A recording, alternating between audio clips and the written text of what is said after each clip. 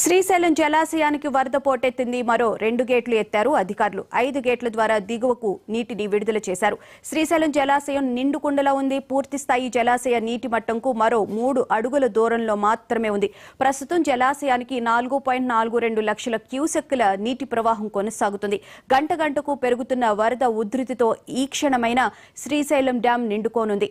అయితే ఎగువ నుంచి వస్తున్న నీటి ప్రవాహంను గుర్తించిన అధికారులు జలాశయంలో కనిష్ట స్థాయిలో నీటి నిల్వలు చేసుకుని వచ్చిన నీటిని వచ్చినట్లుగా దిగువకు వదులుతున్నారు.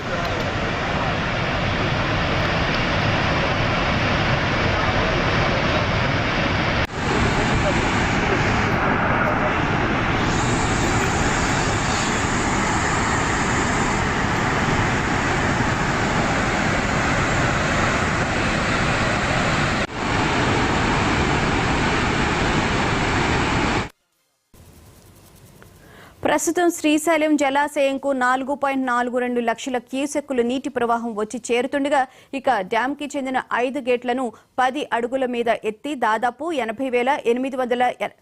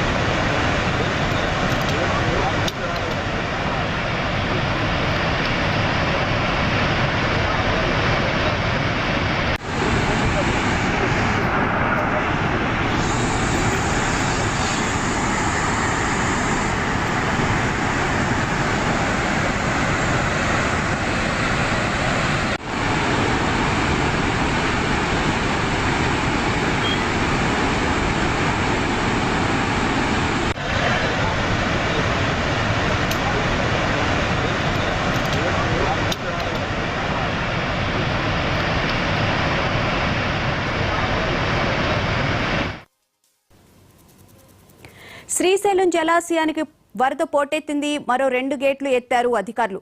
5 గేట్ల ద్వారా దిగువకు నీటిని విడుదల చేశారు. శ్రీశైలం జలాశయం నిండుకుండలా ఉంది. పూర్తి స్థాయి జలాశయ నీటి మట్టంకు మరో 3 అడుగుల దూరంలో మాత్రమే ఉంది. ప్రస్తుతం జలాశయానికి 4.42 లక్షల క్యూసెక్కుల నీటి ప్రవాహం కొనసాగుతోంది. గంట గంటకు పెరుగుతుంది వరద ఉధృతితో ఏ క్షణమైన శ్రీశైలం డ్యాం నిండుకోనుంది. అయితే ఎగువ నుంచి వస్తున్న నీటి ప్రవాహంను గుర్తించిన అధికారులు జలాశయంలో కనిష్ట స్థాయిలో నీటి నిల్వలు చేసుకుని వచ్చిన నీటిని వచ్చినట్లుగా దిగువకు వదులుతున్నారు.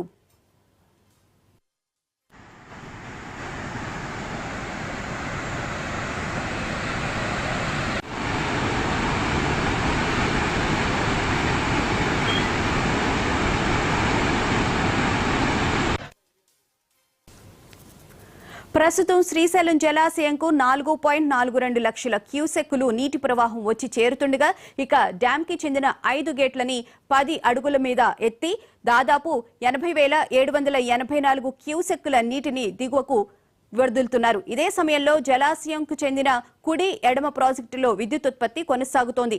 ఏపీ పవర్ హౌస్ లో 26,000 142 క్యూసెక్కుల నీటిని వినియోగించి 15.201 మెగావాట్ల విద్యుత్తును ఉత్పత్తి చేస్తుండగా ఇక ఎడమ విద్యుత్ కేంద్రంలో 35,315 క్యూసెక్కుల నీటిని వినియోగించి 18.437 మెగావాట్ల విద్యుత్ ఉత్పత్తి చేస్తున్నారు.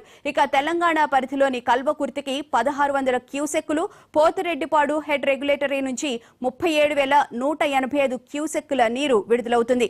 మొత్తంగా శ్రీశైలం జలాశయం నుంచి 1,22,053 క్యూసెక్కుల నీరు జలాశయం నుంచి విడుదలవుతుంది.